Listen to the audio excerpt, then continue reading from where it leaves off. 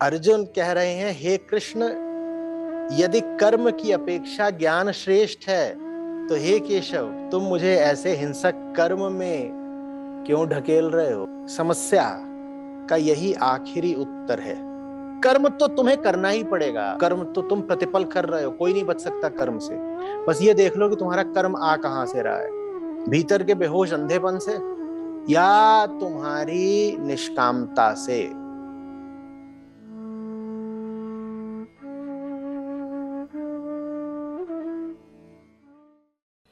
इतना तो हम सभी जानते हैं कि राम के स्पर्श ने राम बोला को तुलसी राम और तुलसी राम को तुलसीदास बना दिया।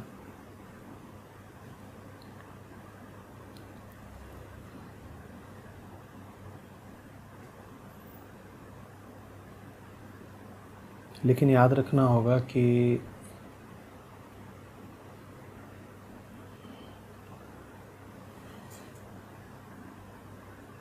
जैसा भक्त होता है वैसा ही उसका भगवान भी होता है।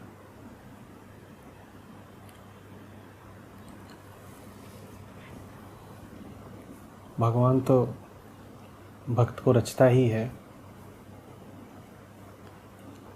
भक्त के हाथों भी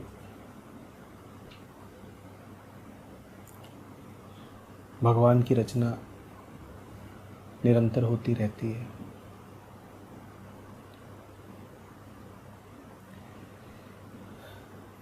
वाल्मीकि के राम एक हाड़ मास के पुरुष हैं, संसारी। वे श्रेष्ठ पुरुष हैं, धीर पुरुष हैं, वीर पुरुष हैं, पर हैं मानव ही।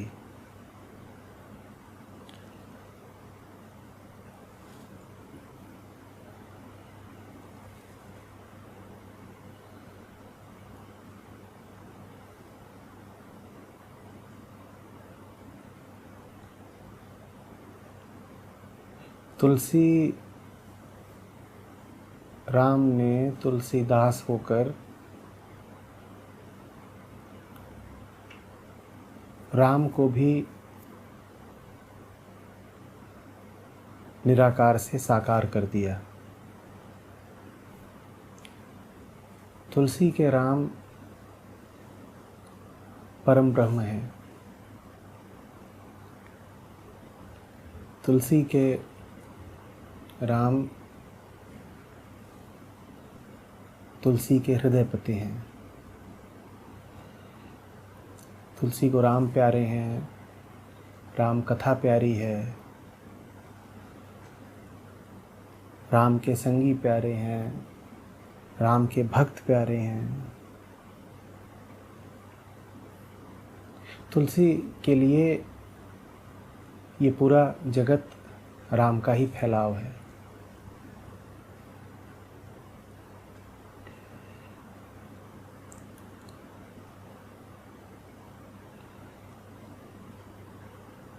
राम ने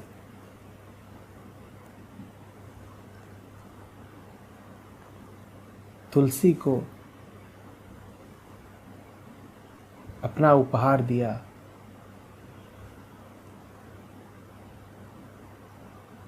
तो तुलसी ने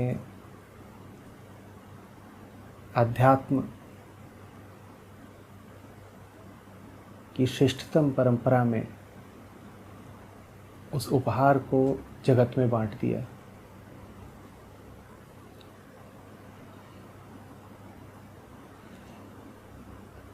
तुलसी ने जगत को जो राम दिया है वो किसी कथा का नायक मात्र नहीं है।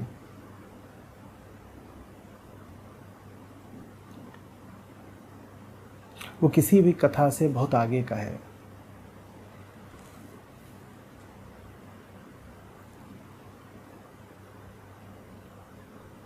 वो जैसे श्रेष्ठतम की मानवीय अभिव्यक्ति है,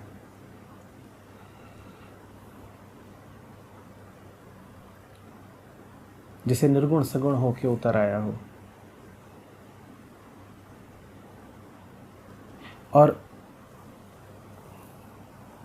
रामायण जितनी प्रसिद्ध और प्रचलित कभी ना हुई थी,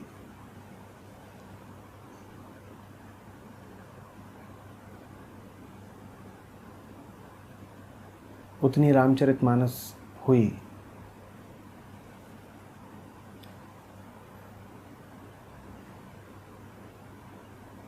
विश्व के 100 सबसे प्रभावशाली और सुप्रसिद्ध काव्य ग्रंथों में मानस का स्थान प्रथम 50 में आता है।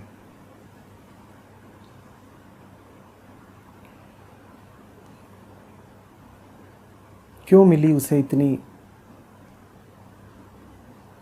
व्यापक प्रसिद्धि? क्यों उत्तर भारत के घरों में आज भी सुबह मानस के साथ होती है? क्योंकि तुलसी के राम एक छोर पर तो परम ब्रह्म है और दूसरे छोर पर आपकी व्यवहारिक पहुंच के भीतर हैं। वो आपके सामने एक ऐसा वृत्त रखते हैं, एक ऐसा कथानक, जिसमें आप पार की झलक तो देख ही सकते हो, अपना चेहरा भी देखते हो। आपको ये उम्मीद बनती है कि आप हाथ बढ़ाओगे तो राम तक पहुंच जाओगे।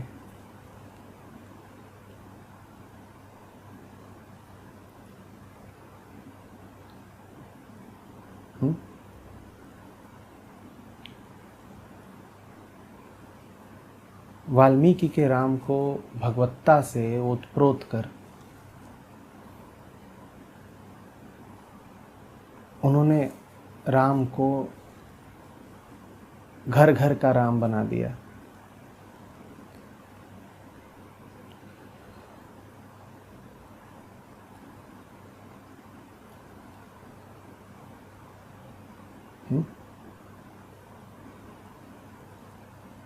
कैसे देखते हैं तुलसी राम को?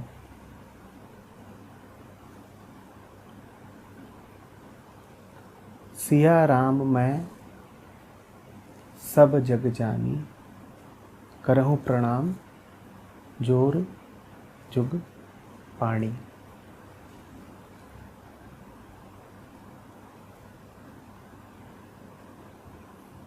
ये जो पूरा जगत है ये सिया राममय है। ये हैं तुलसी के राम।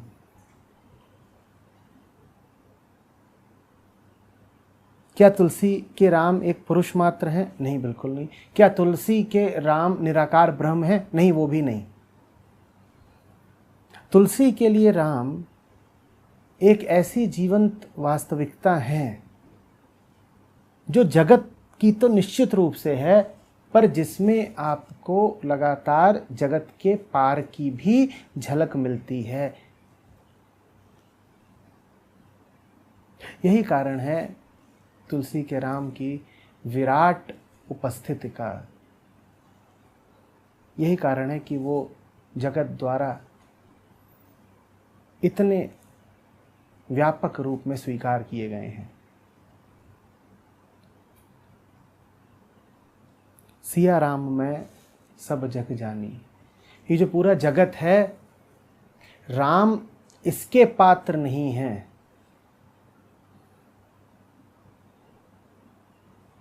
ये पूरा जगत ही राममय है।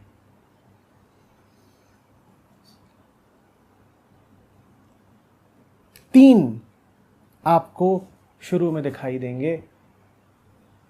हमें तीनों की एकता पर आना है। जगत, सिया और राम। कौन है सीता? कौन है राम? क्यों कहते हैं सिया राम?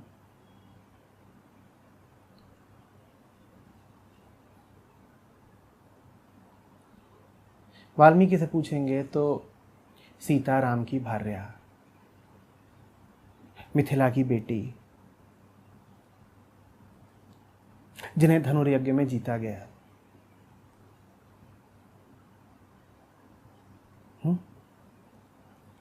तुलसी से पूछेंगे तो कहेंगे जो कुछ कहा वाल्मीकि रामायण ने वो ठीक,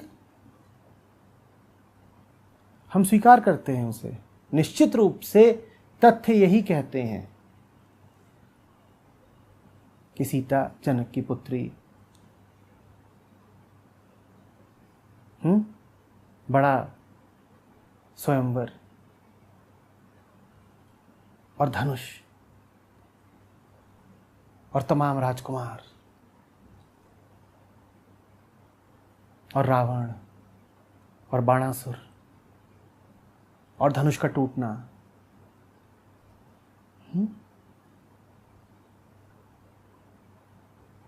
ये सब कथा की कड़ियां हैं। विश्वामित्र लेके गए हैं राजकुमारों को और सीता ने राम का वर्ण किया। तुलसीदास कहेंगे ये सब ठीक है, ये हुआ, पर बात जरा आगे की है। इतना तो हुआ पर इतना ही नहीं हुआ, कुछ और भी है जो हो रहा है, उस पर गौर करो।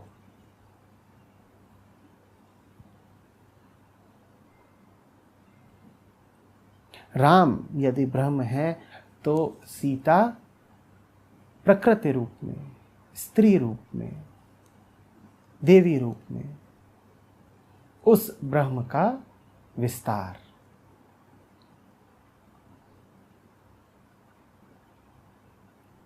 राम यदि आदि सत्य हैं तो सीता आदि शक्ति।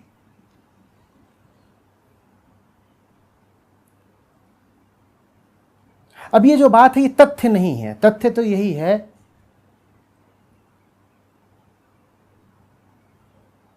कि अयोध्या का राज्य था, बहुत बड़ा नहीं, छोटा सा, और उसमें दशरथ थे और उनकी 3 रानियां थी। ये सब वो घटनाएं हैं जो आपने घटती देखी। तब आप भी थे, तब सरयू भी थी,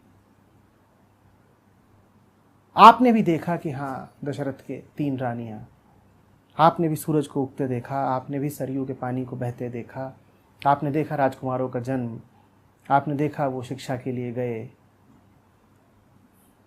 आपने देखा कि उन्होंने राक्षसों से युद्ध किया। ये सब हुआ, ये सब आपकी आंखों ने देखा। उसके साथ साथ कुछ ऐसा हो रहा है जो आंखें नहीं देखती हैं, और दोनों घटनाओं में अंतर है। जो आपने देखा वो मात्र तब हुआ, आंखें जो कुछ भी देखती हैं वो होता है और फिर न होने के क्षेत्र में पहुंच जाता है। कुछ ऐसा भी होता है जो तब भी हो रहा था और अब भी हो रहा है। तुलसी ने राम में उसको प्रविष्ट करा दिया जो अनंत है और नित्य है। उनके राम 2 तल पर हैं। एक तल पर वो राम जो हुए और दूसरे तल पर वो राम जो निरंतर होते जा रहे हैं। एक तल पर वो राम हैं जो तथ्य हैं, जिनका किसी माता के गर्भ से जन्म हुआ, जिन्होंने तीर मारे और तीर खाए और जिन्होंने अंततोगत्वा समाधि ले ली। और दूसरे तल पर वो राम हैं जो न कभी पैदा हुए, न कभी विदा हुए, जो निरंतर होते ही जा रहे हैं। तुलसी के राम दोनों हैं। तुलसी इस मायने में वाल्मीकि से आगे निकल गए। भक्त ने भगवान में अपनी भक्ति का प्रकाश स्थापित कर दिया। जो नहीं दिख रहा था आंख से वो भी देख लिया। आंख से देखोगे तो क्या दिखाई देगा? सिर्फ राम, जो कि एक पुरुष है। और भक्त के हृदय से देखोगे तो क्या दिखाई देगा? राम जो कालातीत हैं, जो कि मात्र पुरुष ही नहीं, आदि पुरुष हैं, स्वयं सत्य हैं। तुलसी के राम इसलिए विशिष्ट हैं, तुलसी के राम इसीलिए वाल्मीकि के राम से बहुत आगे निकल गए हैं। तुलसी के राम इसीलिए वाल्मीकि के राम से कहीं ज्यादा सत्य भी हैं। अगर आप तथ्यों के मापदंड पर देखेंगे तो वाल्मीकि के राम ज्यादा सच्चे हैं, क्योंकि उन्होंने कहानी शायद ज्यादा हूबहू वर्णित करी है, जस की तस, जो हुआ सो बता दिया। तुलसीदास ने वो भी बता दिया है जो नहीं हुआ। अब आप कहेंगे ऐसे में तो तुलसी के राम जरा अयथार्थ हो गए, जरा अतथ्य हो गए, जरा झूठे हो गए। नहीं, झूठे नहीं हो गए, ज्यादा सच्चे हो गए। ये बात जोड़ घटाव पे चलने वाला मन नहीं समझ पाएगा। जोड़ घटाव पे चलने वाला हिसाबी किताबी मन कहेगा ना, जो चीज जैसी थी वैसी ही बताओ।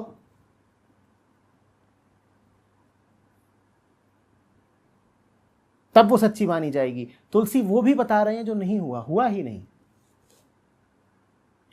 अब वो तुलसी की कल्पना भी कही जा सकती है, या तुलसी की गहनतम अभिप्रेरणा। आपके ऊपर है, आपको क्या दिखाई देती है। आप अगर तुलसी जैसे हैं तो कुछ दिखाई देगा, आप अगर तुलसी जैसे नहीं है तो कुछ और दिखाई देगा। वाल्मीकि के राम वनवास की खबर मिलने पर सीता के पास जाते हैं और जरा चिंता व्यक्त करते हैं। वो कहते हैं मैं जा रहा हूं सीते, और तुम भरत के साथ जरा बना कर रखना, क्योंकि जिसके पास सत्ता होती है उसके साथ संबंध अच्छे होने चाहिए।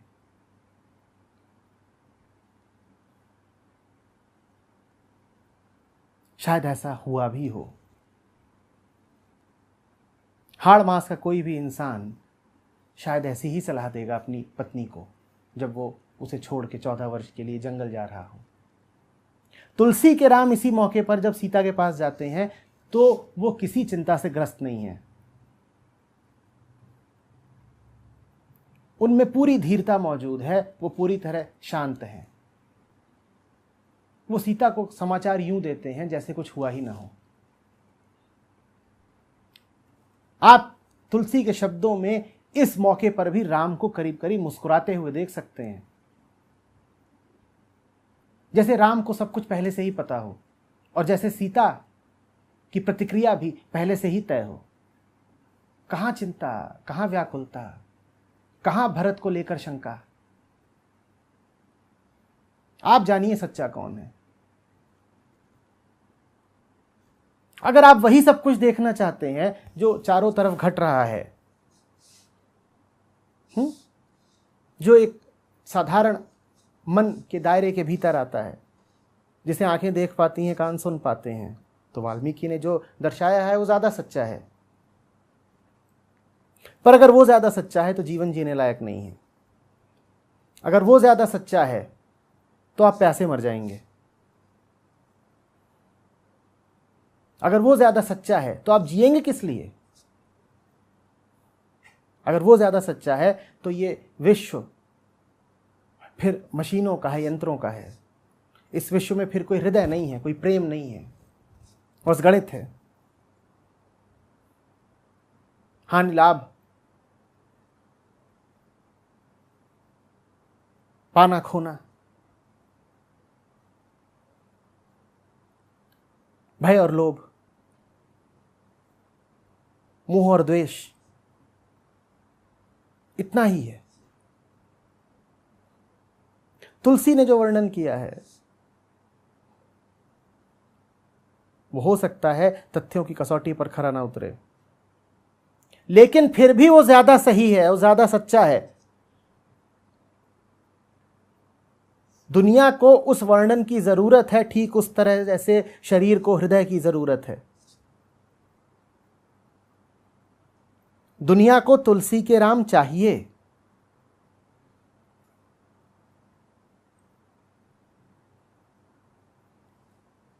दुनिया को वो राम चाहिए जो सिर्फ मिट्टी के नहीं हैं, जिन्हें मिट्टी से आगे किसी ने छू दिया है, जो किसी पारलौकिक शक्ति से आविष्ट हैं, जो भगवत्ता से ओतप्रोत हैं।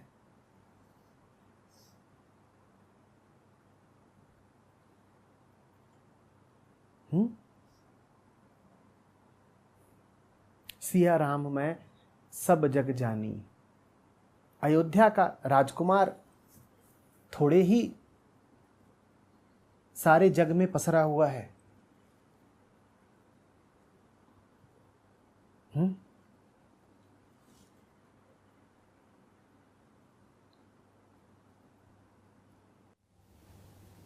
तुलसी रामहु ते अधिक, राम भगत जिय जान। ऋणिया राजा राम भे, धनिक भय हनुमान। तुलसी रामहु ते अधिक, राम भगत जिय जान। तुलसी कह रहे हैं कि राम से ज्यादा तुम राम के भक्तों को जानो। ऋणिया राजा राम भे, राजा राम ऋणी हुए, और धनिक भय हनुमान। किसके ऋणी हुए? हनुमान। जैसे हनुमान धनिक हो और उन्होंने कर्ज पर राम को ऋण दे रखा हो, तो राम ऋणी है, और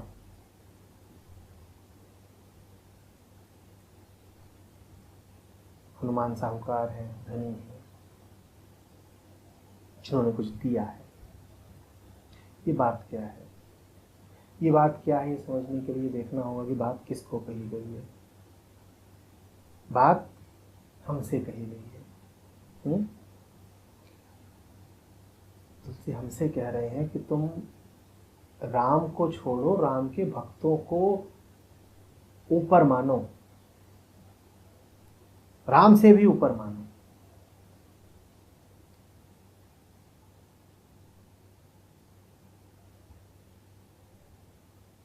आपको जाना है 100वीं मंजिल तक।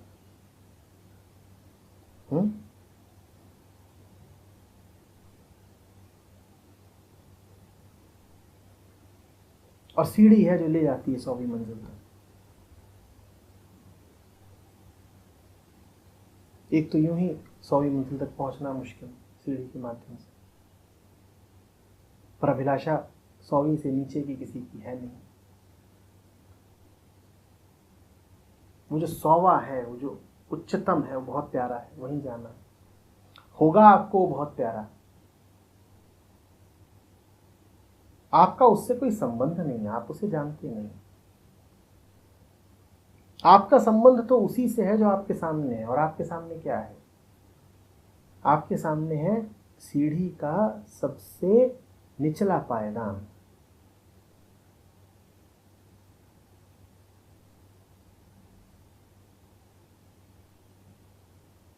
बीसवीं मंजिल पर जो सीढ़ी है आपके काम आएगी, 50वीं पर जो है वो काम आएगी, 75वीं पर जो है वो काम आएगी, और 100वीं मंजिल पर जो बैठा है वो तो आपके बिल्कुल ही काम नहीं आएगा। वो इतनी दूर है आपसे, और बीच में एक अलंघ फासला। उसे लांघने का जरिया सिर्फ एक, ये जो आपको सीढ़ी मिली हुई है, जो आपके सामने है। पिछले सत्र में इसीलिए हमने कबीर को याद किया था कि कबीर कह गए थे कि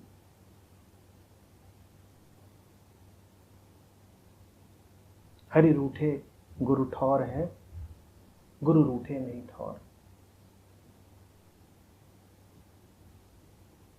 हरि रूठेगा कोई बात नहीं, सीढ़ी मौजूद है ना। रूठ के जाएंगे कहाँ? उन्हीं की दी हुई सीढ़ी है, पुनः प्रयोग करेंगे सीढ़ी का, पहुंच जाएंगे उनके पास। लेकिन सीढ़ी अगर हट गई तो पहुंचोगे कैसे? बलिहारी गुरु आपने गोविंदियों में लाए। राम तुम्हारे काम नहीं आएंगे, राम का भक्त तुम्हारे काम आएगा। लेकिन हंता कुछ ऐसी होती है जो कहती है कि हमें तो विशुद्ध राम चाहिए, और राम का भक्त तो हमारे सामने है, हमारी तरह है, उठता है, बैठता है, खाता है, खेलता है, सांस लेता है, शरीर ही है। इसको महत्व क्यों दें?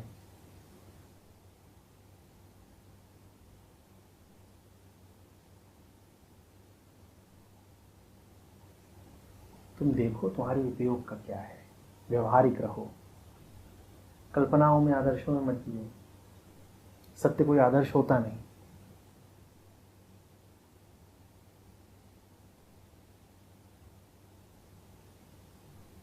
और बड़े मीठे तरीके से अगली बात में कहा है कि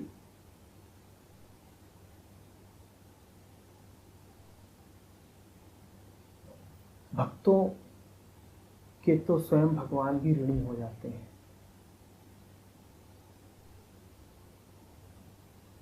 इस आशय से कहा है कि यदि भगवान का काम है संसार का कल्याण करना,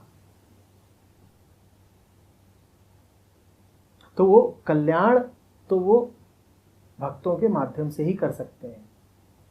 इसको वैसे ही समझिएगा कि जैसे कहा गया है कि शक्ति के बिना शिव शव है। सब कुछ है शिव, लेकिन प्रकट हुए बिना बैठे रहे हैं, रूप लिए बिना बैठे रहे हैं।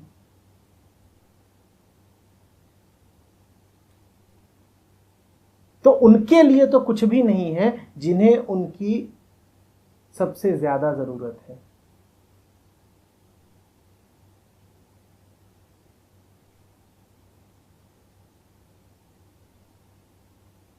सातवें आसमान पर बहती है एक नदी जिसमें बहुत शीतल पानी है। आप जमीन पर बैठे हो, प्यासे मर रहे हो।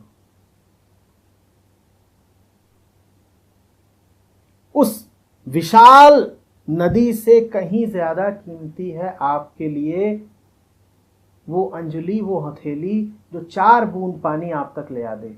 उस 4 बूंद का अपमान मत करिएगा। ये मत कहिएगा कि वो तो इतनी बड़ी नदी है, विशाल, निर्मल, उतनी ऊंची, और तेरे पास है कुल 4 बूंद पानी। ठीक, जो आप तक लाया उसकी हथेली बहुत छोटी, वो आप तक 4 बूंद नहीं ला पाया, लेकिन 4 बूंदें ला तो पाया ना। नहीं तो नदी बहती रह जाती अपनी जगह पर और आप मर जाते अपनी जगह पर।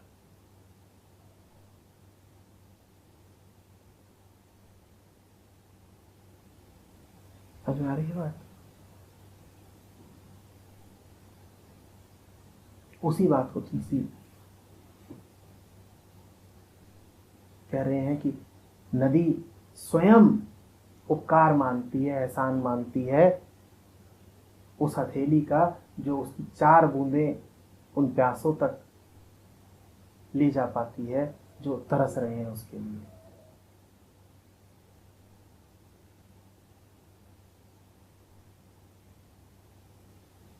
बात प्रतीकों के तल पर बोली गई है। विशुद्ध अद्वैत की दृष्टि से देखेंगे तो इन बातों का कोई महत्व नहीं है।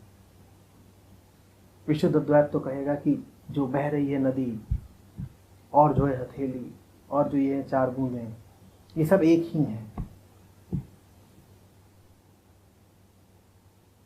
और नदी का बहाव चाहता है, इसी कारण वो 4 बूंदें भी प्यासे तक पहुंच पाती हैं।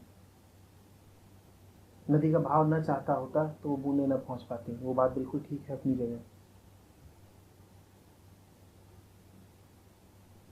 लेकिन बात की मिठास देखिए, बात की व्यवहारिकता देखिए। बहुत उपयोगी है ये बात। हमारे लिए तो साधन साध्य से ज्यादा उपयोगी है।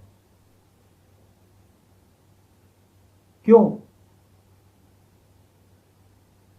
क्योंकि साध्य से हमारा रिश्ता ही मात्र साधन का है। हमें तो यही मानना चाहिए कि साध्य ही साधन बन के उतर आया है।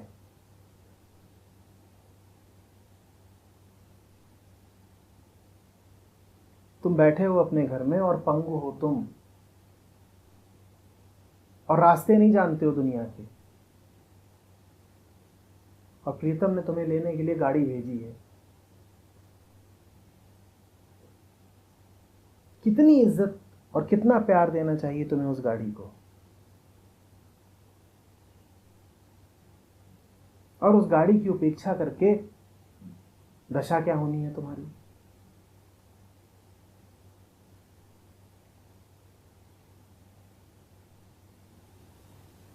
भक्त की संगति वो वाहन है, वो साधन है जो तुम्हें भगवान तक पहुंचा देता है। भगवान तुम्हें अपने पास बुलाना चाहें तो उनके पास भी और कोई तरीका नहीं है, एक ही तरीका है। किसी ऐसे को तुम्हारे पास भेज देते हैं जो पहले से उनके पास है।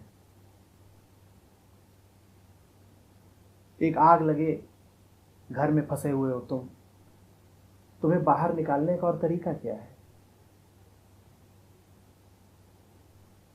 गहरी नदी में डूब रहे हो तुम, तुम्हें उबारने का और तरीका क्या है? एक रस्सी फेंकी जाए तुम तक जिसका एक सिरा किसी ऐसे के हाथ में हो जो बाहर है। भक्त वो रस्सी है जिसका एक सिरा भगवान के हाथ में है, दूसरा सिरा तुम्हारे पास है, उसका उपयोग कर लो। तुम ये मत कहना कि वो खुद तो तट पर खड़ा है, वो खुद हमें बचाने क्यों नहीं उतरा। इस रस्सी को तुम उसके हाथ का ही विस्तार मानना। उसने अपना हाथ ही बढ़ाया है तुम तक, तुम्हें रस्सी लग रहा है। भक्त भगवान का रूप ही है और कुछ नहीं। दोनों में अनन्यता होती है। दोनों में यदि अनन्यता है तो भक्त को भगवान से अन्य क्यों मानते हो?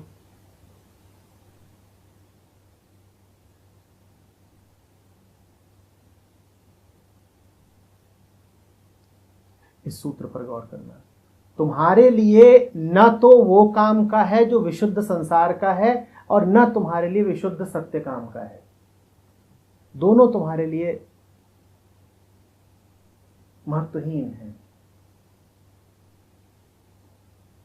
कुछ ऐसा हो जो पूरी तरह संसार का हो, जो शुरू ही संसार में होता हो और खत्म भी संसार में हो जाता हो, वो तुम्हारे काम नहीं आएगा, क्योंकि संसार में तो तुम भी बैठे हुए हो और कष्ट भोग रहे हो। और कुछ ऐसा हो जो बिल्कुल पार का हो, वो भी तुम्हारे काम नहीं आएगा, क्योंकि तुम तो संसार में हो। तुम्हें कुछ ऐसा चाहिए जो दोनों तरफ का हो, जो आधा इधर का आधा उधर का, जो सीढ़ी जैसा हो। तुम्हें कोई ऐसा चाहिए जिसका पता ही न लगे कि मानव है कि दानव है कि देवता है। जिसका पक्का हो कि ये तो मानव ही है, वो तुम्हारे काम का नहीं। जिसका पक्का हो कि देवता ही है, वो भी तुम्हारे काम का नहीं। तुम किसी ऐसे को जब मिलो जिसके बारे में कोई विचार न कर पाओ, कोई एक धारणा पक्की न कर पाओ, कहीं पर आकर के अटक न पाओ, जिस पर कभी तो बहुत प्यार आए और कभी बहुत शंका हो जाए, उसको जान लेना कि ये पार लगाएगा। इसका कुछ पता नहीं चलता। दो का ही पता चलता है, एक संसार का, एक भगवान का। संसार का इसलिए क्योंकि तुम्हारे बिल्कुल सामने है, भगवान का इसलिए क्योंकि इतनी दूर है कि उसके बारे में तुम जो कुछ भी कह दो उसको काटने वाला कोई नहीं। तुम कह दो कि भगवान एक पौधे का नाम है, कोई आए और कर दे अप्रमाणित, कोई नहीं कर सकता।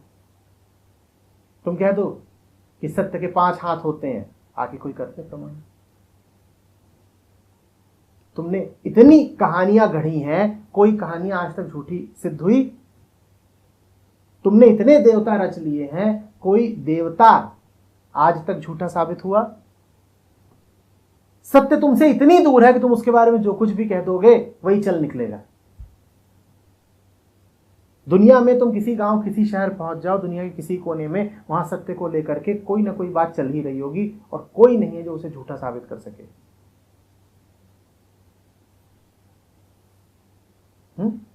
तो सत्य के बारे में तुम बिल्कुल पक्के हो सकते हो, क्योंकि तुम्हें झूठा साबित करने के लिए कोई आधार ही नहीं है। और संसार के बारे में भी तुम बिल्कुल पक्के हो सकते हो। विज्ञान है, आंखें हैं, इंद्रियां हैं, मन है, बुद्धि है।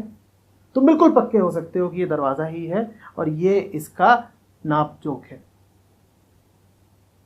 तुम कुछ उठा सकते हो और बिल्कुल पक्के हो सकते हो कि इसका वजन ठीक ठीक इतना है।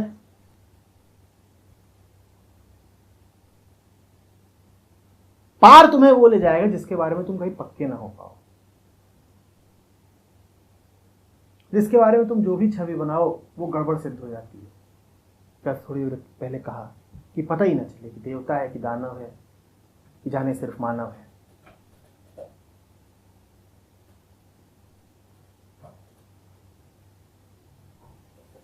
बात समझ में आ रही है?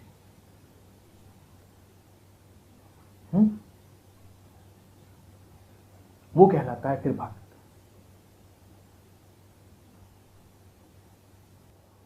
उसका कुछ हिसाब पक्का नहीं। भक्त की तुम्हारे मन में अगर कोई छवि हो और जिसको तुम भक्त कहते हो वो उस छवि पर ठीक बैठता हो तो जान लेना कि भक्त वगैरह कुछ है नहीं, ये मेरे ही जैसा है बिल्कुल। जो छवि मेरे पास थी वही इसके पास थी। ये कलाकार आदमी है, ये उसी छवि को जिए जा रहा है। अभिनेता बढ़िया है, मैं जरा कच्चा अभिनेता हूं, ये जरा पक्का अभिनेता है, पर छवि इसके पास भी वही है जो मेरे पास है। अन्यथा ये वही सब कुछ कैसे करता है जो कि मैं जानता हूं कि एक भक्त करता है। मुझे पता है कि भक्त ऐसे चलेगा, फिर ऐसे चलेगा, फिर ऐसे करेगा, फिर ये करेगा, ये बोलेगा, ये गाएगा, ये पहनेगा, ऐसे नहाएगा, ऐसे खाएगा। मुझे सारी बातें पता है और मैं पाता हूं कोई ऐसा जो बिल्कुल उसी छवि के अनुरूप आचरण करता हो। तो एक बात तो साबित है, पक्की है। क्या? मैं और ये एक ही थैली के चट्टे बट्टे हैं, दोनों एक ही जगह से कोई छवि लेके आ रहे हैं। हाँ, वो अभिनीत कर पा रहा है और मैं जरा अकुशल हूं, मैं जरा नौसिखिया हूं, वो खिलाड़ी आदमी। वो भक्त नहीं। भक्त तो वो जो तुम्हें चौंधिया दे, चकरा दे, तुम्हें समझ में ना ये क्या हो गया, ये भक्ति है, इसे भक्ति बोलते हैं। इसीलिए फंसे रह जाते हो। भक्त सामने आएगा तुम्हें इतना विचित्र लगेगा, तुम कहोगे कि कोई और ही चीज होगी। विभक्त को तुम भक्त मान लोगे और भक्त तुम्हें आसक्त लगेगा।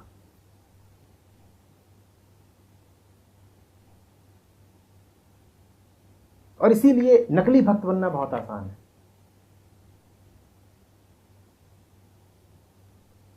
इधर 4-5 दिन पहले जहां हमारी किताबों का विक्रय होता है वहां गया था, तो वहां पर भक्तों की एक टोली घूम रही थी, हरे राम हरे कृष्ण। उनको बिल्कुल पता है कि भक्ति कैसे दर्शानी है। वो सर मुंडा लेते हैं, बाजारों में गीता बांटते हैं और डरे हुए इतने हैं कि एक दूसरे को देख देख के हरे राम हरे कृष्ण कर रहे हैं। संसार का और जनता का सामना करने का भी साहस नहीं, पर उन्हें पता पक्का है कि ये करो तो भक्त कहला जाओगे। भक्त होगा फिर हनुमान जैसा। आपको तो कथा मिल गई तो जान गए कि एक बंदर भक्त हो सकता है। कथा ना मिलती और कोई बंदर आ जाता सामने, इधर से उधर छलांग मारता, कभी डाल पे चढ़ता, कभी सामने आता, बोलता जय श्री राम, कह देते कि ये वो भक्त है जो मुझे भवसागर से तारेगा। कह देते, मान लेते। ऐसा ही होता है। और हनुमान जी हो गए, वो गई बात है, अब दोबारा नहीं आएंगे बंदर बन के, कुछ और बन के आएंगे। बंदर रूपक है, प्रतीक है, बात को समझो। रीछ है, गिलहरी है, ये भक्त है। गिलहरी में कितनी प्रगाढ़ भक्ति।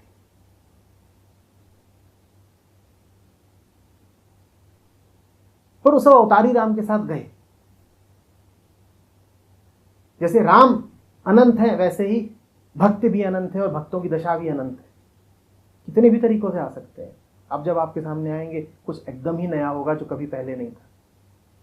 पहचान लेना, बस चूक हो जाती है। दुनिया को ध्यान से देखना, पता नहीं कहाँ बैठा हो। इस बार तिलचट्टा हो सकता है, रगड़बग्घा हो सकता है।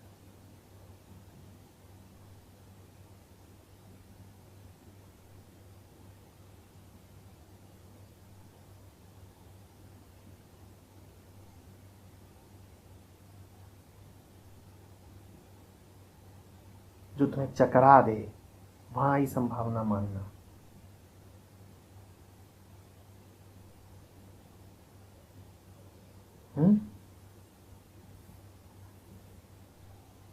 साधारणतया किस बंदर को तुम इतनी इज्जत दोगे? अब कह देते हो कपिराज।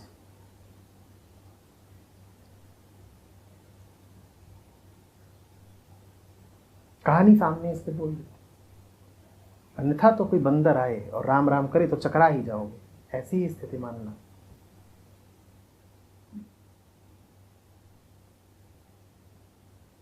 शरीर से तो पशुवत है, दिल में उसके राम है। ये कैसे हो जा रहा है? शरीर से तो न सिर्फ इस संसार का है, बल्कि हमें अपनी योनि से भी निकृष्ट लग रहा है। हम तो कहते हैं हम मानव है, हमें तो अपने से नीचे का लग रहा है, पशु लग रहा है, कभी दानव लग रहा है, कभी कुछ और है।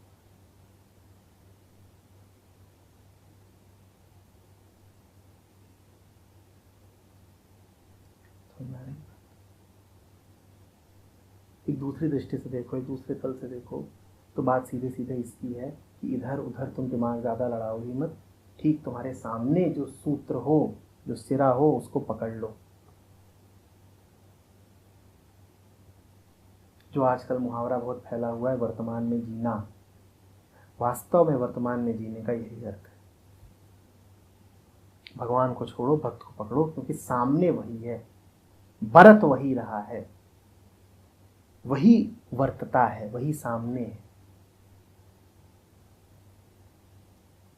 तुम्हारे लिए तो सामने वही है ना, जो आंख के सामने। और किसको सामने बोलते हो? जो आंख के सामने वही सामने है। बस तुम वही तो शुरुआत करो।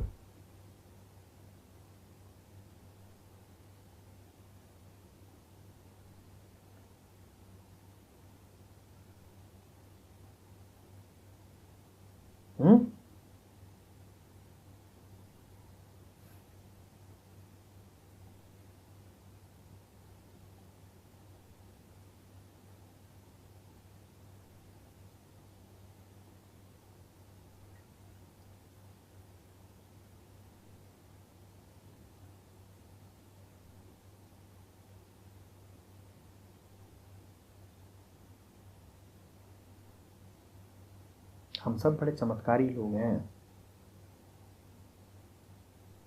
हम वहां जाने से इनकार करते हैं जहां हमें जाना ही चाहिए, जहां हमारा हित है। तो फिर मंजिल मानो मजबूर हो करके रूप धर के हमारे पास आती है।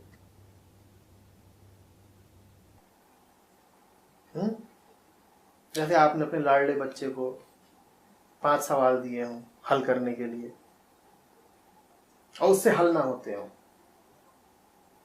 तो आप कह रहे हैं हल कर तू, परीक्षक मैं हूं, मैं जांचूंगा। बच्चा किसका है? लेकिन आपका। और बच्चा हारेगा, बच्चा असफल रहेगा, तो कौन असफल हुआ? आप।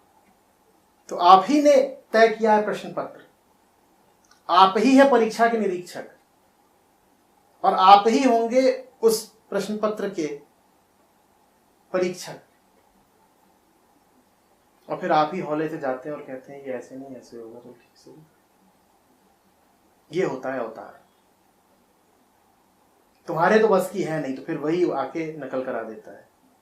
तुम तो मेरे पास आ नहीं पाओगे, मैं ही आ गया तुम्हारे पास, क्योंकि बच्चे तो मेरे ही हो। तुम हारोगे तो मैं हारा, दुख तो मुझे ही होना है। और मगरूर हम इतने हैं कि वो आकर के जब हमें बता रहा होता है कि भाई ऐसे कर, तो तुम कहते हो हम हल कर लेंगे। इतना भी कह देते तो बात थी। तुम ये भी बोल देते हो तुम जो बता रहे हो तरीका गलत है, हम जैसे कर रहे हैं ठीक है। तुम हतप्रभ रह जाते हो। तुम मतलब जो बताने आया है परीक्षक, वो बेचारा भौचक्का रह जाता है। वो कहता है बेटा ये सवाल मैंने बनाया है और तुम मुझे ही बता रहे हो कि इसका जो समाधान मैं सुझा रहा हूं वो गलत है, और तुम कहते हो हाँ, क्योंकि मेरी जिंदगी, मेरी बुद्धि, मेरी कॉपी, मैं हल कर रहा हूं, मैं जानता हूं। कौन कहता है ईश्वर चमत्कार करता है? चमत्कार तो हम करते हैं। स्वयं ईश्वर आकर के भी बताता है कि ऐसे हल कर लो। तुम कहते हो ना, तुम जानते क्या हो दुनिया के बारे में? तुम परमात्मा से बोलोगे अरे संसार का तुम्हें क्या पता, तुम उतना ऊपर बैठे हो, संसार में रहता कौन है? हम। संसार का जोर जुगाड़ कौन जाता है? तीर तिकड़म कौन जानता है? हम। और तुम ऊपर से बैठे बैठे सूत्र भेजते रहते हो, कभी कबीर ऊपर से गिरा दिए, कभी कोई गिरा दिया, और कहते हो अब ये बता रहे हैं इसके हिसाब से काम करो।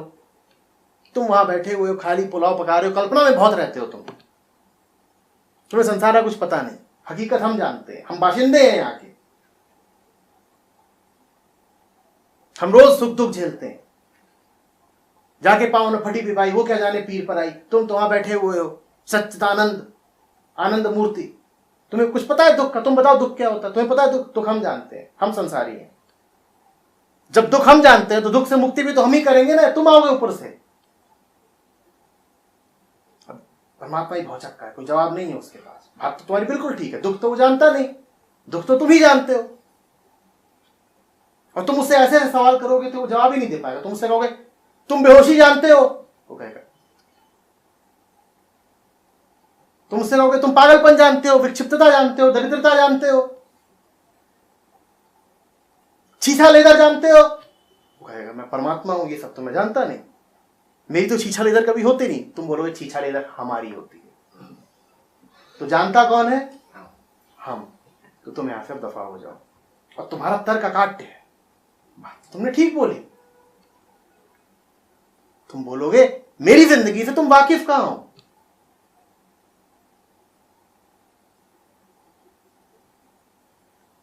आज एक महोदया से बातचीत चल रही थी किसी के माध्यम से, तुम मुझसे मिलना आना चाहती थी, यही जो मीट द मास्टर वाला कार्यक्रम चलता है।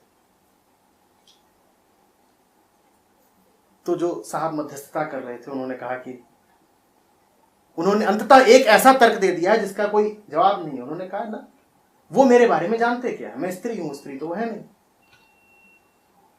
अरे औरत के दिल का उनको क्या पता, तो मैं उनसे मिल भी लूंगी तो फायदा क्या? और तो कोई मुझे समझ ले तो समझ ले, वो तो समझ ही नहीं सकते। पूछा गया क्यों नहीं समझ सकते, तो उन्होंने बोला नहीं, पर मैं जरा आगे को और विस्तार करके बता रहा हूं कि अगर बोलती तो क्या बोलती। बोलती वो स्त्री तो है ही नहीं। कुछ लोगों ने यह भी अब कहना शुरू कर दिया कि पुरुष भी नहीं रहे, तो उन्हें पता क्या है कि ये खेल क्या है। बात तो बिल्कुल ठीक है, परमात्मा भी ऐसे ही, ना स्त्री है ना पुरुष है, यहां नीचे सब स्त्रियां हैं, पुरुष हैं। तुम पूछते हो कभी तुम्हारी थाने में बंद करके पिटाई हुई है? परमात्मा कहे मेरे साथ तो ऐसा हुआ नहीं, हमारे साथ हुआ है। तो जानता कौन है? हम। तो इसलिए तुम उसको हरा लोगे, उसके भक्त को नहीं हरा पाओगे। भक्त तुम्हारी जैसा है, उसकी भी पिटाई हुई है। बस ये है कि अब वो जरा पिटाई के पार चला गया है, तो तुम्हारे तर्क उस पर नहीं चलेंगे। वो दुभाषिया है, वो तुम्हारी भाषा भी जानता है और मौन की भाषा भी। परमात्मा से तुम जीत जाते हो कि वो तो बेचारा मौन खड़ा रहता है, तुम उससे गाली गलौज करके आ जाते हो। गाना की तरह वो आसमान में रहने वाली जमीन को उतर। ये देखो तुम जाओगे उसकी मूर्ति के सामने खड़े हो जाओगे और कहोगे ये देखो मेरी मां मर रही है, आज खुश तो बहुत होगे तुम। वो जवाब थोड़ी देगा वहां से।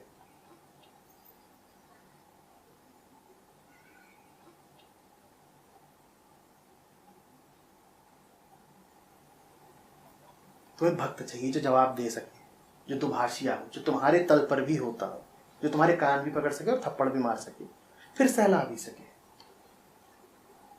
भगवान आते ही नहीं थप्पड़ मारने, तो किसको मारूं, सब तो मैं ही मैं हूं। विशुद्ध अद्वैत है, कहां और किसको मारूं? भक्त अभी जरा द्वैत में है। कम से कम तुम्हारे सामने जब आता है तो उसको अद्वैत भूल जाता है, वो द्वैत में ही हो जाता है।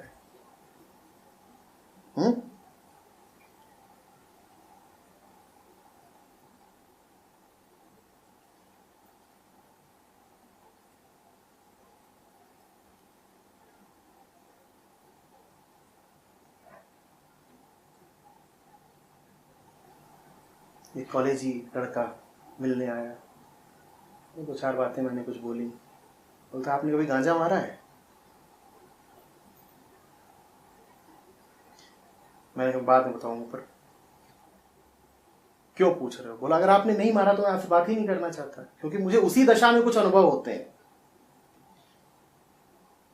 तो भगवान का शुक्र है कि मैंने मारा है। तो मैंने कहा बिल्कुल मारा है। फिर बात आगे बढ़ पाई। अब भगवान कैसे बोलते मैंने गांजा मारा है? बोलते गांजा मारा नहीं है मैंने, मैं गांजा हूं। ये बात तुम्हें समझ में ही नहीं आती। सही।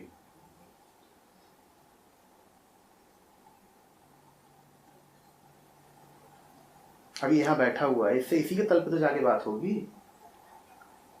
इससे निर्गुण निराकार की थोड़ी बात हो सकती है। इसलिए चाहिए कोई चतुभाषिया हो।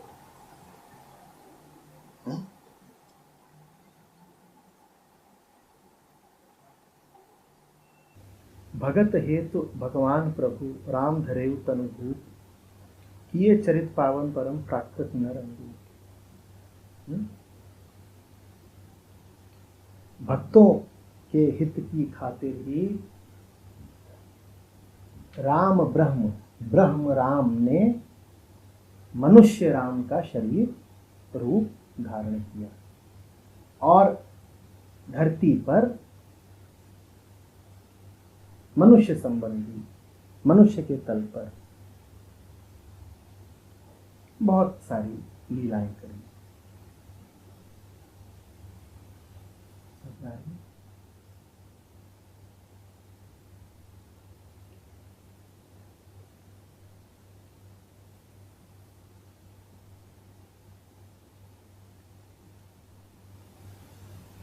खोट मत ढूंढने लग जाए। ये तर्क बहुत बढ़िया है।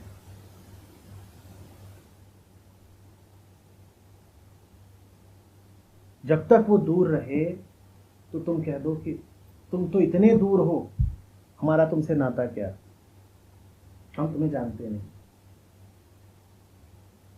और जब वो तुम्हारे समीप आने के लिए तुम्हारे तल पर उतर आए,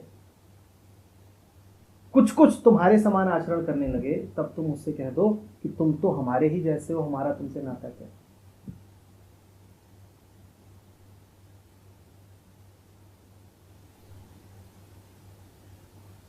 अवतारों के चरित्र में खोट ढूंढना बहुत आसान है और उसमें बड़ा रस आता है।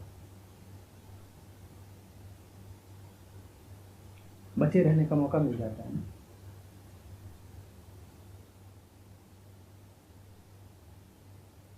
जो भी तुम्हारी मदद करने आएगा, तुम्हारे सीमित हाथ को अपने हाथ में लेने के लिए हाथ ही तो बढ़ाएगा।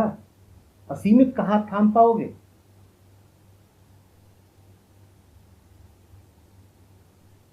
किसी का हाथ कहीं खत्म ही होने में ना आता हो, थाम पाओगे? पर तुम्हारा तर्क देखो क्या होगा। तुम्हारा तर्क ये होगा, इसका हाथ तो सीमित है और मैं भी क्या हूं, सीमित। जब ये मेरे ही जैसा है तो मैं इसे श्रेष्ठ मानकर इसका अनुकरण क्यों करूं, इसका सहारा क्यों लूं? जब वो श्रेष्ठ था तब तुम सहारा ले ही नहीं सकते थे, इसलिए क्योंकि वो श्रेष्ठ है। दूर बहुत है और वो तुम्हारे तल पर उतरे, तुम्हारे घर में उतरे, तो तुम कहोगे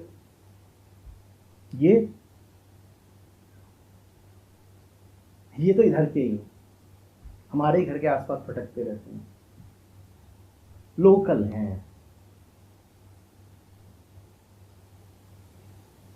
अरे वो तुम्हारे ही घर के आसपास है पर लोकल नहीं है, इंपोर्टेड है।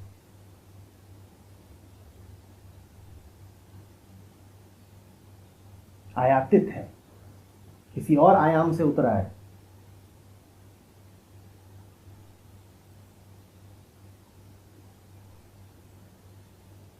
ये समझने के लिए तुलसी का मई चाहिए कि आप जब तक ऊपर थे तब तक तो महान थे ही। हम झुकते थे आपके सामने, वंदना करते थे। पर आप अब जब नीचे आ गए हो तो आप न सिर्फ महान हो बल्कि करुणावान भी हो। परमात्मा जब अदृश्य अरूप है, तब तक सिर्फ साक्षात ब्रह्म है। पर जब तुम्हारे सामने आ जाए, छोटा सा होके, हीन होके, लघु होके, जीव होके, तब वो महान तो है ही, महिमावान भी है, करुणावान भी है, प्रेमवान भी है।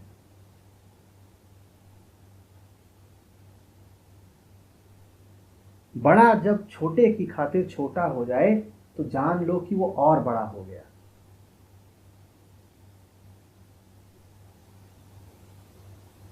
पर यह जानना सिर्फ किसी तुलसी के लिए ही संभव होता है। दोहरा रहा हूं, बड़ा जब छोटे की खातिर छोटा हो जाए तो जान लो कि और बड़ा हो गया। संभव नहीं होता है ये सब चीजें।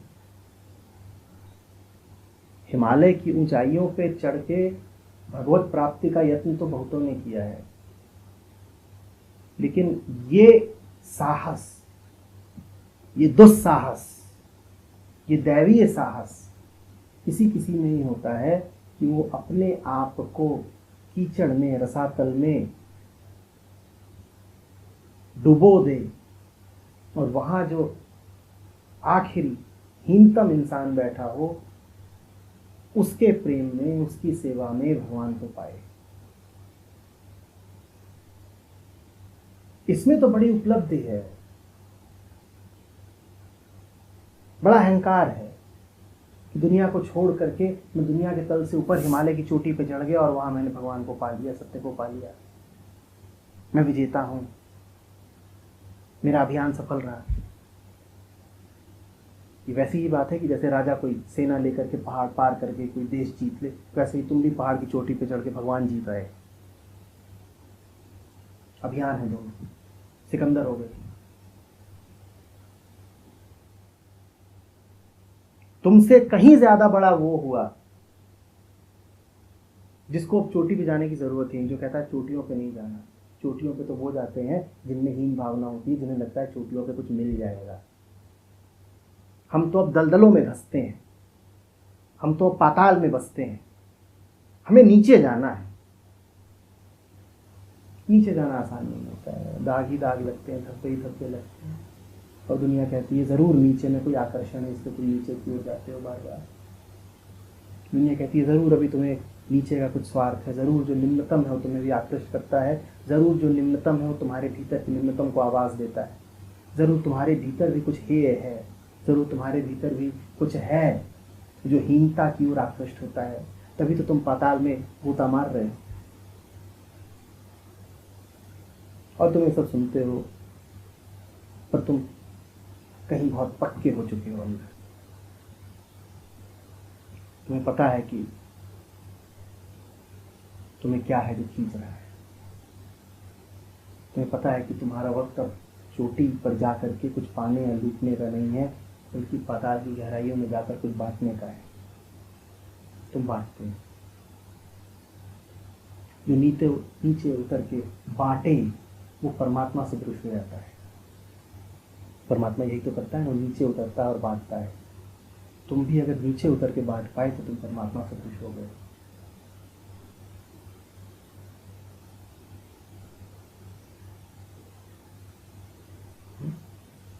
नीचे उतर के बांट पाओ, लेकिन उसके लिए पहले ऊपर चढ़ के पा लेना। बुद्ध बांटने निकले थे, पर पहले 12 साल जंगल में बिताए थे, 8 साल घोर तप किया था, पाया था फिर बांटा।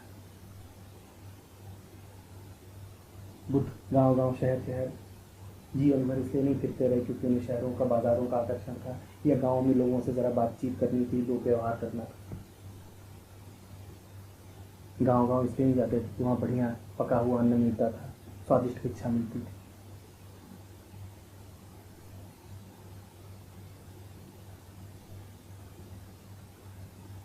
कोई भरोसा नहीं है हमारा, हम ये भी कह सकते हैं कि बुद्ध गांव गांव द्वार द्वार दस्तक देते थे। जरूर जबान का स्वाद रहा हो, या क्या पता स्त्रियों की तलाश में जाते हो कि कहीं किसी द्वार पर दस्तक दें, कोई सुंदर स्त्री दरवाजा खोल दें। कोई हमारा भरोसा नहीं, हम कुछ भी सोच सकते।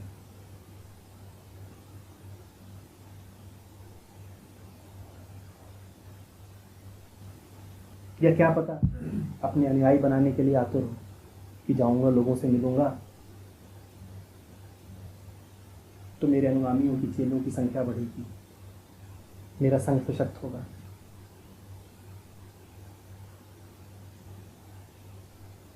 तुम कुछ भी सोच सकते। परमात्मा के बारे में भी यही है, नीचे इसलिए उतरता है ताकि कहीं लोग उसकी सत्ता में यकीन करना ही ना छोड़ दें।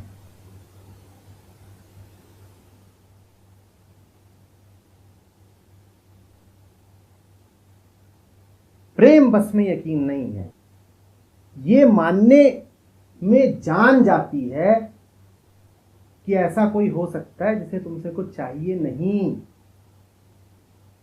अहंकार को बड़ी ठेस लगती है ना, लगता है हम इतने दरिद्र हैं कि कोई ऐसा हो सकता है जिसे हम कुछ दे ही ना पाए। नहीं भाई, तुम दरिद्र नहीं हो, तुम्हारे पास देने के लिए बहुत कुछ है, पर ऐसा कोई हो सकता है जिससे अब तुमसे कुछ चाहिए नहीं, लेकिन फिर भी तुमसे जुड़ा हुआ है, फिर भी वो तुम्हें समर्पित है। तुम नहीं समर्पित हो उसे, परमात्मा तुम्हें समर्पित है क्योंकि तुम्हें प्यार करता है। बहुत मजेदार है। आमतौर पर हम कहते हैं हमें समर्पित होना है उसको, तुम तो पता नहीं समर्पित क्या होगे, वो जरूर समर्पित है तुम्हें। देख नहीं रहे हो, युगों युगों से रूप बदल के तुम्हारे सामने आता रहता है, पूछता है तुमको। तुम भगवान हो, भगवान भक्त है तुम्हारा, और तुम बड़े हेकड़ी वाले भगवान हो। तुम वो भगवान हो जो भगवान के लिए भी द्वार बंद कर देता है जब वो भक्त बन के आता है। तुम कहते हो अरे साहब आप हैं कौन, आपकी जरूरत क्या हमको। और ऐसे ही तो आप आ नहीं गए होंगे, जरूर कुछ चाहिए होगा। क्या चाहिए?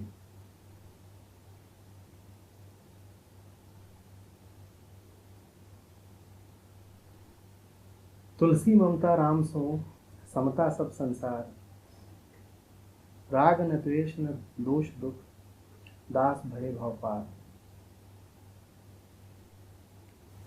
तुलसी ममता राम सो समता सब संसार, राग न द्वेष न दोष दुख, दास भरे भव पार। राग द्वेष दुख दोष,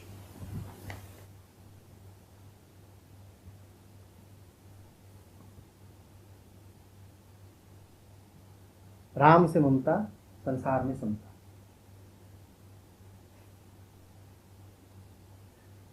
संसार में कुछ ऐसा नहीं जो कुछ दे सकता है और कुछ ऐसा नहीं जो कुछ ले सकता है, तो यहां तो सब एक बराबर समता।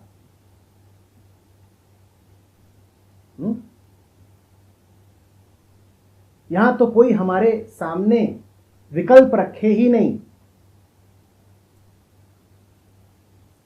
क्योंकि संसार को लेकर के हम निर्विकल्प हैं। हमने एक विकल्प चुन लिया है, वो राम है, हमने तो चुन लिया।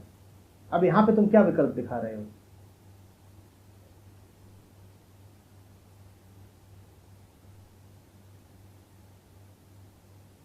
जैसे कोई बच्चा अपनी मां के साथ किसी रेस्टोरेंट में खाना खाने जाए,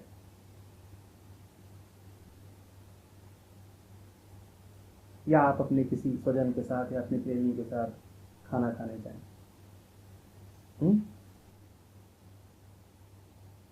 आप विदेश में हैं, जो भोजन की सूची है, जो मेनू कार्ड है, वो किसी विदेशी भाषा में है। कार्ड की एक प्रति आपके सामने रख दी गई, एक आपके प्रेमी के सामने रख दी गई। आप क्या करेंगे? आप क्या करेंगे? आप खुद चुनेंगे? आप एक चुनाव करेंगे, वो चुनाव होगा कि मैंने चुन लिया कि तुम चुनोगे। मैंने चुन लिया कि तुम चुनोगे। और यदि खुद चुनने बैठ गए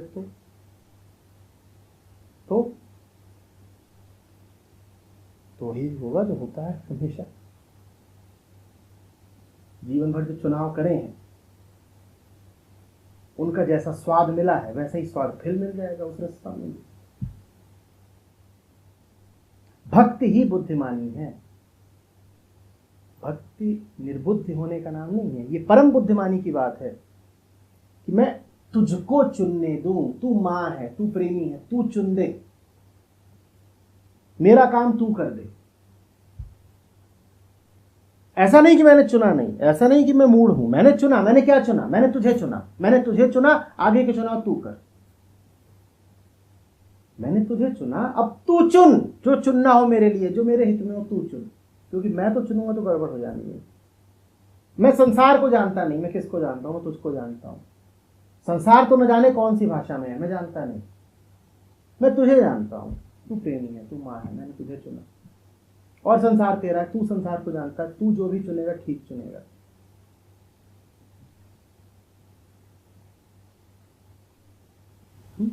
समता संसार में, ममता राम से। इसमें जो कुछ भी लिखा हुआ है मेरे लिए तो सब काला अक्षर भैंस बराबर है, सब एक जैसा है, समता। यहां मैं चुनूं कैसे?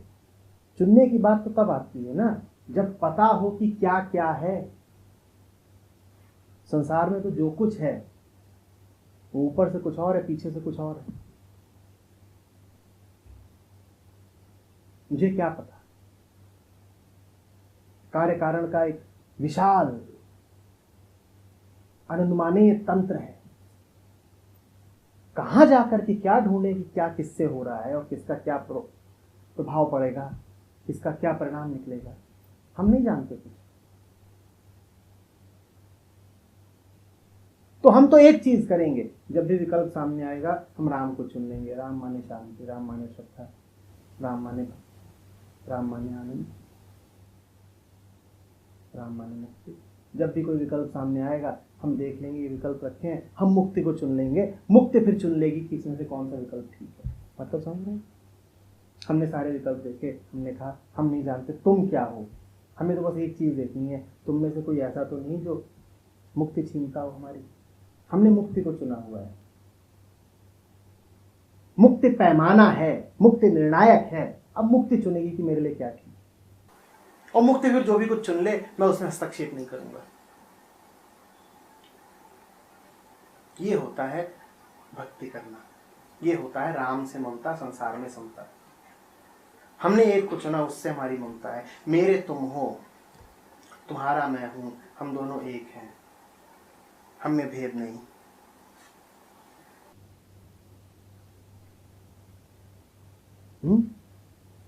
फिर न राग होगा, न द्वेष होगा, न दुख होगा, न दोष होगा। और क्या कहते हैं? दास भय भाव पार, पार हो जाओगे। भोजन स्वादिष्ट लगेगा, नहीं तो अपनी जान कुछ मंगाओगे आ कुछ जाएगा। तुमने तो अपनी जान कुछ और ही आदेश दिया था, ये लेके आना, तुम्हें लगा था ये जो भी लिखा हुआ है व्यंजन स्वादिष्ट होगा, और आ कुछ और जाएगा, विवाह की तरह।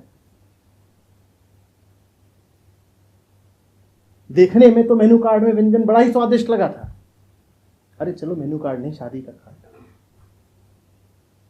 और जब परोसा गया तब भी ऊपर ऊपर से बढ़िया, उसमें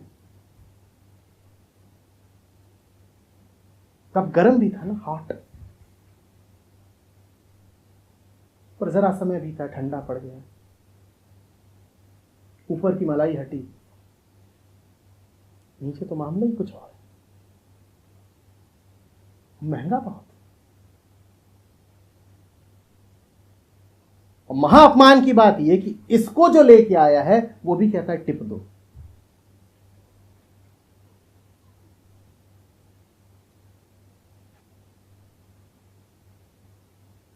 घाव पे नमक रगड़ा जा रहा है, वो बड़े हक के साथ कह रहा है। वो सास हो सकती है, वो ससुर हो सकता है, वही तो लेके आया है, सजा के लाया है, उसी ने तो कन्यादान किया।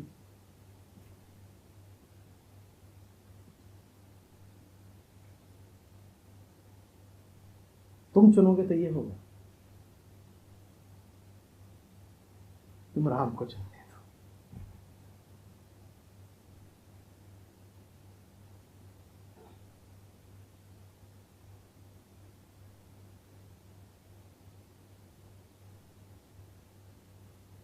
कुछ भी ठीक पड़ा है आज तक अपना चुना हुआ? संसार में समता नहीं देखी, संसार में अपने लिए आकर्षण देखे, संसार में अपने लिए मुक्ति देखी, संसार बड़ा मोहक लगा, जो भी चुना है कभी ठीक पड़ा है? कुछ गलत पड़ा है, कुछ ज्यादा गलत पड़ा है। जो कम गलत पड़ा है उसको तुम कह देते हो ठीक पड़ा है। पर क्या कुछ भी ऐसा है जो विशुद्ध ठीक पड़ा है? तुम कहोगे नहीं, अव्यवहारिक बातें मत करिए, विशुद्ध ठीक तो कुछ होता ही नहीं। ये तुम देख रहे हो तुमने क्या किया है, तुमने कल्पने से समझौता कर लिया है। जरा देखिए, पूरा तो कुछ पड़ता नहीं। बाजार में निकलो तो दो ही बातें होती हैं, या तो 4 लाख पड़ेगी या 10 लाख पड़ेगी। जब 4 लाख पड़े तो उत्सव मनाओ, जब कम पिटो तो कहो आज तो दिवाली है, जब ज्यादा पिटो तो कहो कल दिवाली होगी, क्योंकि आज तो पिट लिए इतना, अब रोज थोड़ी इतना पिटेंगे। ये हमारा जीवन है। दो ही बातें होती है हमारे साथ, या तो हम पिटते हैं या बहुत पिटते हैं। जब पिटते हैं तो हम कहते हैं आज दिवाली है, जब बहुत पिटते हैं तो कहते हैं कल दिवाली है।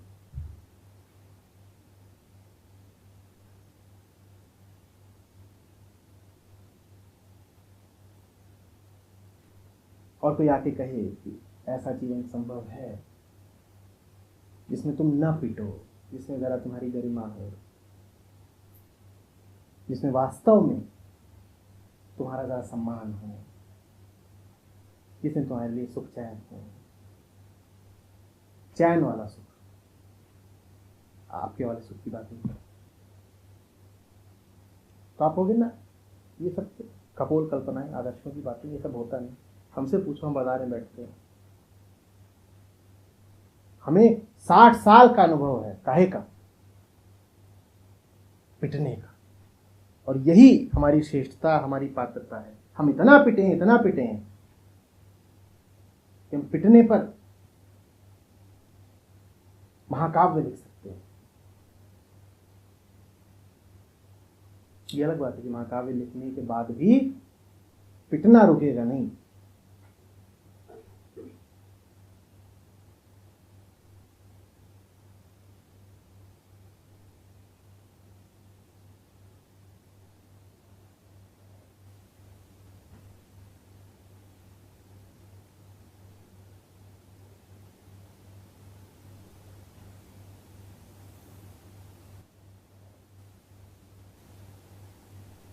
किताब देखता हूँ, एक समुदाय है जो कहता है कि हम कृष्ण के उपासक हैं। उनकी एक पुस्तक, उस पर उन्होंने कृष्ण का एक बड़ा सजीला चित्र लगा रखा है, और कृष्ण के चित्र के नीचे जो उनके प्रमुख गुरुदेव हैं उनका चित्र लगा रखा। अब जितनी कृष्ण की रौनक, उतना इन महोदय के शक्ल में बेजारी, रेगिस्तान। भक्त तो भगवान सा हो जाता है, भक्त के चेहरे को तो भगवान छू जाते हैं।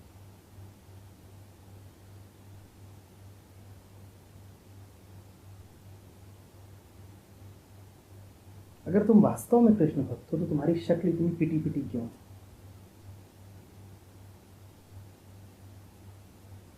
तुम्हारा चेहरा उजाड़ क्यों? उनके चेहरे पर तो नृत्य है, तुम्हारे चेहरे पर नृत्य क्यों?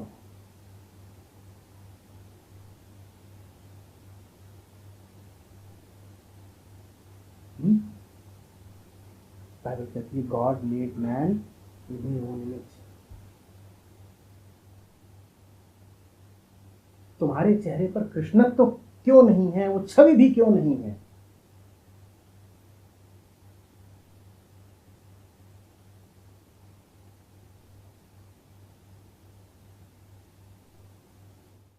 क्योंकि तुमने कृष्ण को वास्तव में चुना ही नहीं है, तुम्हें कृष्ण से ममता है ही नहीं, तुम्हें कृष्ण से दूरी बना के रखनी है।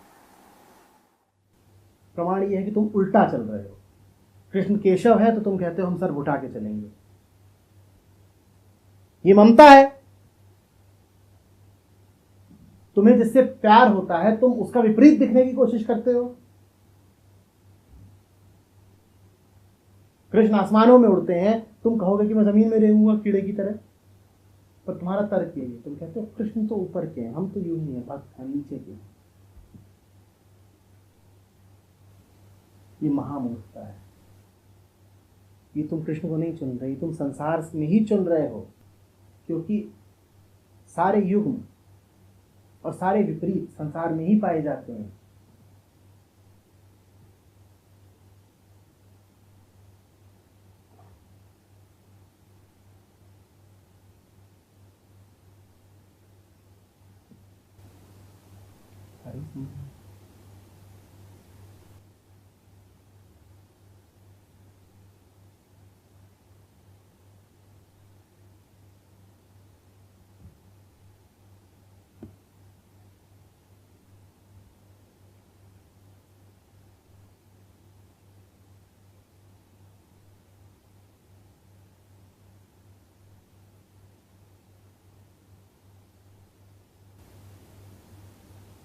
बात पटी सी लगती है।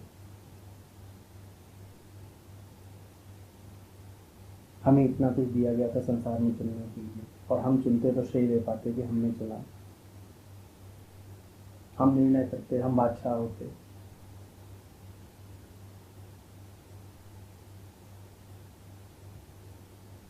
और इतनी लंबी श्रृंखला चलती, एक निर्णय के बाद दूसरा, फिर तीसरा, फिर चौथा। क्या न रस आता।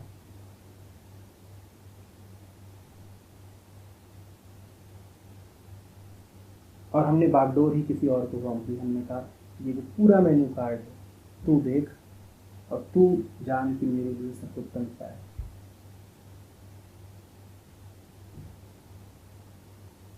पादकपट्टी लगती है। पादकपट्टी सिर्फ उनको लगती है